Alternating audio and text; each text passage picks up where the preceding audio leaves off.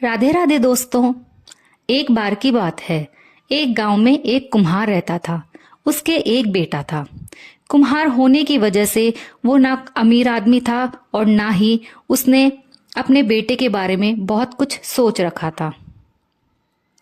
वो अपने बेटे के खाने और कपड़ों पर बहुत अच्छी तरह से खर्च करता था और अपने बेटे को स्कूल भी भेजता था।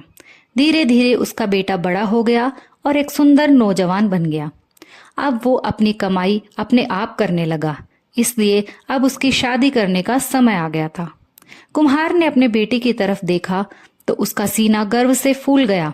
उसने अपने बेटे की शादी के लिए बहुत अच्छे विचार बना रखे थे, जिसमें उसने बहुत अच्छा गाने बजाने वालों को बुलाना था, बहुत अच्छी सजावट करवानी थी, अच्छे अच्छे फूल लगवाने थे और अच्छा खाना बनवाना था। शादी के बाद उसको अपने बेटे और बहू को हाथी पर चढ़ाकर गांव भर में घुमाना था, जैसे अमीर आदमियों के बच्चे हाथी पर चढ़कर शहर भर में घूमने निकलते हैं। ऐसे ही उसको भी अपने बेटे बहू को हाथी पर चढ़वाना था। उसने ये सब सपने अपने बेटे की शादी के लिए देखे थे। उसी गांव में एक तेल बेचने वाला भी रहता था, जिसके पास एक हाथी था। वो अपना हाथी कुछ पैसों के बदले में किराए पर दिया करता था। कुम्हार उस तेल बेचने वाले के पास उसका हाथी मांगने गया और उससे उसका हाथी एक दिन के लिए किराए पर ले लिया। उस रात उस कुम्हार ने अपने बेटे बहू का एक बहुत ही शानदार जुलूस निकाला।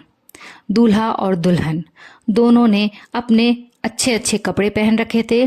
दोनों हाथी पर बैठे थे, जिसको उस मौके के लिए खास तरीके से सजाया गया था। उनके पीछे पीछे बहुत सारे आदमी चल रहे थे जो बहुत खुश थे।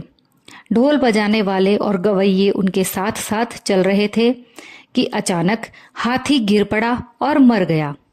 ये देखकर कुम्हार तो बेचारा सकते में आ गया, क्योंकि हाथी अभी तक तो ठीक था और अचानक इसे क्या हुआ।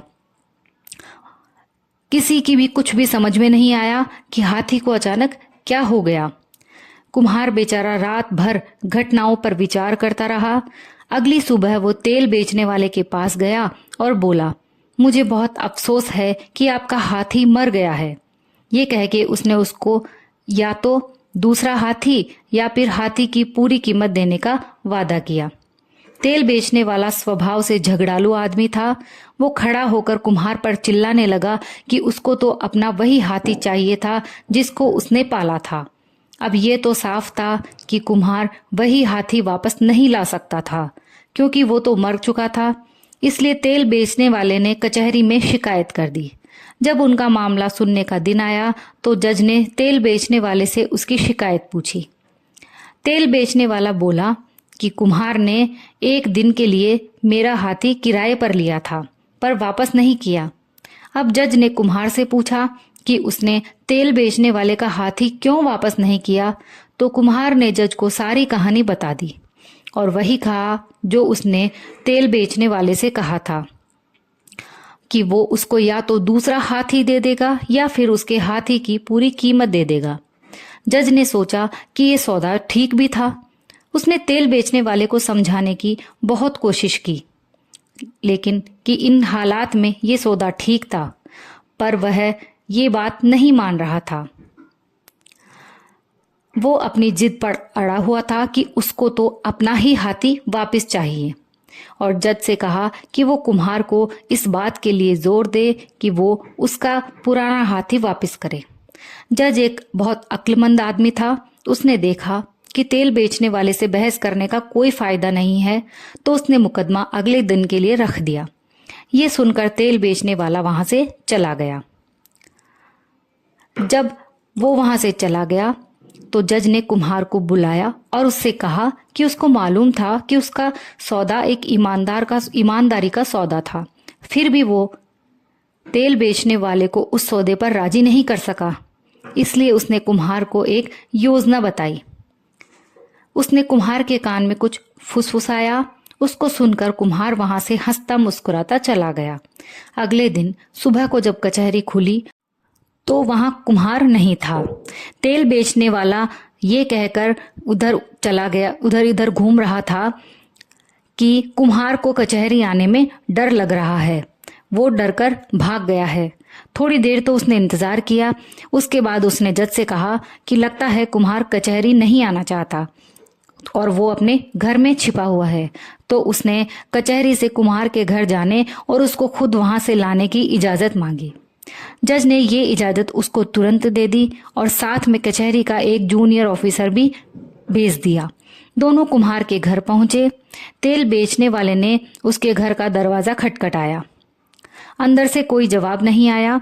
उसने दरवाजे पर अपने घूंसे से भी मारा और अपनी सबसे ऊंची आवाज में कुम्हार का नाम लेकर भी पुकारा, पर अंदर तो बिल्कुल ही शांति थी।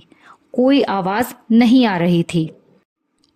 ये देखकर तेल बेचने वाले को बहुत गुस्सा आ गया और गुस्से में भरकर उसने दरवाजे को एक बहुत जोर का धक्का मारा।